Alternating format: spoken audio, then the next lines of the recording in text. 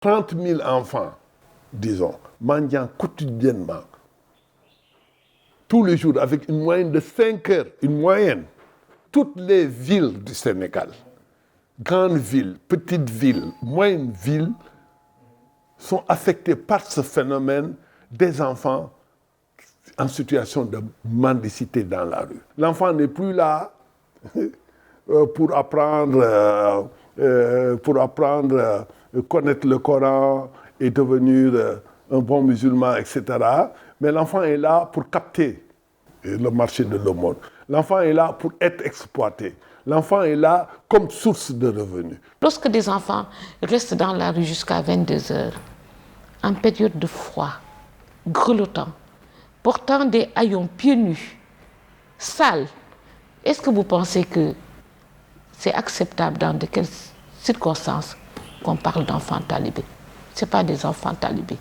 Il s'agit plutôt d'enfants victimes de personnes qui les exploitent honteusement à des fins économiques. C'est un environnement qui est véritablement défavorable à la santé des enfants et à leur protection. Et cette protection nationale est garantie par la Constitution du Sénégal, mais également par le Code de la famille et le Code pénal, en ce qui concerne les infractions et les sanctions. Cette protection s'inscrit dans le cadre également d'une dynamique régionale et internationale, consacrée par des instruments juridiques ratifiés par notre pays, à savoir la Convention des Nations Unies relative aux droits de l'enfant et la Charte africaine des droits et du bien-être de l'enfant. L'article 3 de la loi sur la traite des personnes dit également qu'il est interdit toute forme d'exploitation de l'enfant par la mendicité. Donc toute forme, que ce soit la mendicité avec le parent, que ce soit la mendicité avec l'aveugle, etc. Toute forme et toute personne qui exploite l'enfant par la mendicité, de quelque forme que ce soit, peut être punie de 1 à 5 ans d'emprisonnement ferme. Ça, c'est très clair. L'organisation diligente du retour volontaire des enfants au sein de leur famille d'origine, avec un accompagnement des parents qui s'engageront pour faciliter leur réinsertion. La conduite des opérations de retrait des enfants en situation de rue, en vue de retirer les enfants exposés au Covid-19 et leur placement dans les centres d'accueil pour enfants pour une meilleure prise en charge, le temps de rechercher leur famille d'origine et d'organiser leur retour. Le projet de protection d'urgence des enfants contre le Covid-19, intitulé « Zéro enfant dans la rue », a été initié par Madame le ministre de la Femme, de la Famille, du Genre et de la Protection des enfants, sur instruction du président de la République. Et surtout avec la collaboration de tous les ministères sectoriels, en charge de la justice, en charge de l'intérieur, de la santé et de l'action sociale, du développement communautaire et de l'équité territoriale, en charge également des affaires étrangères. Et tous ces ministères ont travaillé en parfaite collaboration à travers les différents services pour élaborer de façon consensuelle et participative ce projet. Donc déjà à la base, il y avait une bonne coordination et l'adhésion de tous les acteurs au niveau institutionnel, mais également avec les contributions de la société civile et des partenaires. Je vous engage, au-delà du retour volontaire que nous devons encore encourager, à exercer pleinement vos attributions régaliennes, surtout en matière de police administrative, pour réaliser dans la région de Dakar, Monsieur le gouverneur, et dans ces 4 départements, Monsieur le préfet, l'objectif 0 enfant dans la rue, conformément aux instructions du chef de l'État. J'invite encore les autorités territoriales, en particulier les maires, à s'impliquer à relever ce défi dans nos villes et communes respectives, dans le cadre de la territorialisation des politiques publiques. Avant même la Covid, on était sur un processus de mise en œuvre d'un plan de retrait des enfants de la rue. Lequel processus a vu la participation de plusieurs institutions et d'associations religieuses, notamment la Fédération nationale des associations des maîtres coraniques, le Conseil supérieur des maîtres coraniques du Sénégal, l'Association internationale pour servir le soufisme et la cellule Zavia Tidjania. Donc, tous ces structures ont travaillé avec les ministères et les autres ministères dans le cadre de la cellule pour élaborer un plan d'action et se concerter sur les conditions de retrait, de prise en charge et de retour des enfants. La Covid-19 est arrivée, donc nous avons dû adapter ce plan national de retrait des enfants en mettant en place un plan d'urgence. Maintenant, dans le plan d'urgence également, nous avons tenu 2 à 3 séminaires durant lesquels, effectivement, nous avons discuté du programme et du plan d'action de ce plan d'urgence, discussion auquel nous avons associé les maîtres d'ara, les associations de maîtres coraniques, qui, pour l'essentiel, ont donné leur adhésion à ces retraits d'urgence. Nous avons interpellé les sérines d'ara à travers les associations pour qu'une sensibilisation se fasse au niveau des dara pour un confinement des talibés, et cela nécessite un accompagnement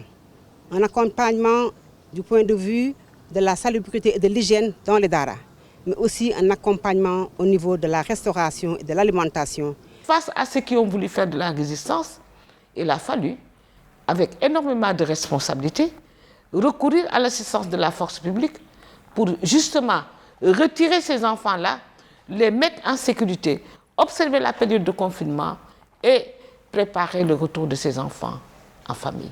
Nous avons établi des protocoles que nous avons même partagés avec le commandement territorial, avec les préfets, avec les sous-préfets.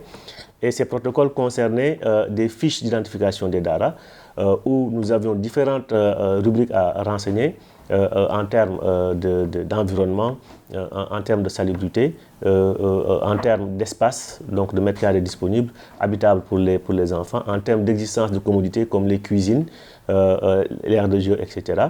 Et ces protocoles ont ensuite été vulgarisés au niveau de tous les acteurs de la protection.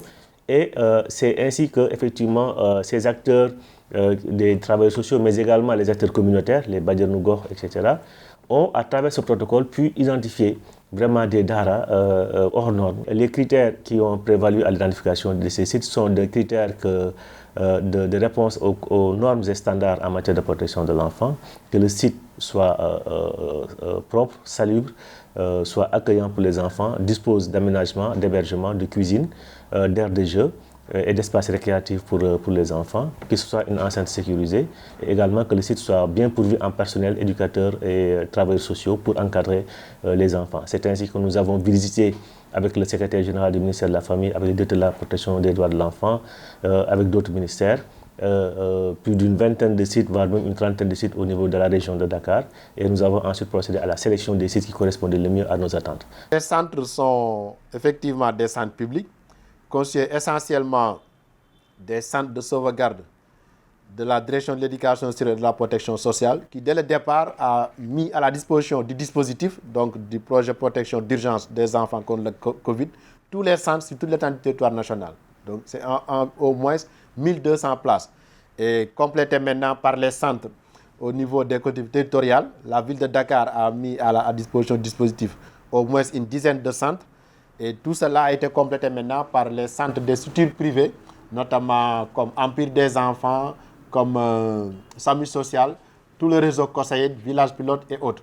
Et cela témoigne encore de la coordination, de la mutualisation des forces et des efforts pour offrir un dispositif apte à accueillir ces enfants. C'est dans le cadre du programme Zéro enfant dans la rue du ministère en charge de l'enfance que nous profitons de l'occasion pour éviter la promiscuité qui sévit dans les dara, qui est vecteur de transmission et de contamination du virus Covid-19. li ngeen di def ngeen gis lii ci yàq la jëmee wala affaire yu mel noonu ngeen dépassé kooku man je suis entièrement d'accord ci li ngeen di def. Il y a un protocole médical qui est respecté où les enfants sont confinés dans le centre pendant un certain nombre de jours, à l'issue duquel ces enfants-là vont retourner dans des conditions d'hygiène et de sécurité au sein de leur famille. Pour chaque centre, il y a une équipe éducative qui est mise en place, composée de travailleurs sociaux, d'éducateurs spécialisés, d'assistants sociaux, mais également de personnel médical, d'infirmiers et de médecins qui sont mis à contribution par le district sanitaire. Et ce sont ces personnels-là qui constituent l'encadrement au niveau de ces centres. Maintenant, au niveau de la prise en charge effective, le ministère de la Famille a dégagé pour chaque enfant qui est placé au niveau du centre un pécule journalier qui correspond au standard de prise en charge des enfants tel qu'il est déterminé au niveau du ministère de la Justice, à savoir 1500 francs par enfant et par jour. Et donc, sur la base de ce pécule, les enfants ont en tout cas la prise en charge alimentaire assurée. Ils ont la prise en charge sanitaire également assurée. Pour les enfants qui sont talibés ou bien qui ne sont pas talibés mais qui sont des musulmans, nous avons mis sur place un maître coranique qui les accompagne pour pouvoir continuer. Et après le Serigne Dara, quand il aura terminé, il y a les assistants sociaux qui les prennent en charge. Plus l'enfant dure en rue, plus les séquelles sont plus flagrantes en fait, et plus visibles. Donc nous, au SAMU social, nous avons une équipe de travailleurs sociaux et de psychologues qui sont chargés d'aider ces enfants-là à retrouver leur repère en fait. Les normes sont respectées parce que nous avons aménagé 2 salles. Les matelas sont disposés de telle sorte qu'il y a une distanciation qui est quand même respectée, afin que les enfants quand même soient bien protégés. Les travailleurs sociaux, à travers l'action éducative en milieu ouvert, c'est l'AEMO, mais aussi les autres services de protection sociale procèdent à la recherche et à l'identification des enfants, mais aussi à la recherche de leur famille, en relation avec les départements d'accueil. Et le ministère coordonne le retour à travers la mise à disposition des cars qui doivent transporter des enfants, mais aussi des kits d'hygiène et sanitaire que les enfants doivent emporter avec eux. Qui pourrait véritablement engager différents axes, comme l'accompagnement en équipement, en construction de DAR qui respectent les normes au niveau des terroirs, mais également en termes d'équipement pour les conditions d'apprentissage favorables pour ces enfants, mais surtout en termes d'accompagnement des familles qui sont parfois très vulnérables et très précaires. Et donc, conformément à la mission sociale du ministère de la Femme, de la Famille, du Genre et de la Protection des enfants, donc nous allons mobiliser non seulement les ressources internes, mais en lien avec les mécanismes financiers qui existent. Madame nous a instruit à mettre à profit l'ADER et les autres partenaires pour mobiliser des ressources conséquentes, d'abord publiques, pour réaliser ce programme de réinsertion. Dans le cadre de la Convention des droits de l'enfant, il est stipulé que l'enfant est pris en charge dans le pays où il se trouve. N'importe quel pays dans lequel il se trouve, ce pays a l'obligation de prendre cet enfant au même titre qu'il prend ses propres enfants en charge. Donc c'est la raison pour laquelle lorsque nous avons été confrontés à ce nombre important d'enfants étrangers qui sont dans nos associations, c'est l'État du Sénégal qui les prend en charge. Voilà, qui les nourrit, qui les héberge, qui les soigne, qui les habille, qui les encadre et qui met à la disposition des travailleurs sociaux et des éducateurs spécialisés. Et c'est l'État du Sénégal qui finance le retour. Toutes les dispositions sont prises pour favoriser le retour de tous les enfants étrangers qui ont été retirés. Ils tournaient autour de 305. Et donc, il n'y a aucune difficulté maintenant à ce niveau, sauf que les enfants sont très pressés à retourner en famille. Ils ont jugé le séjour un peu long. Et donc, aujourd'hui, nous pouvons garantir que les conditions sont réunies pour le retour au niveau de leur pays.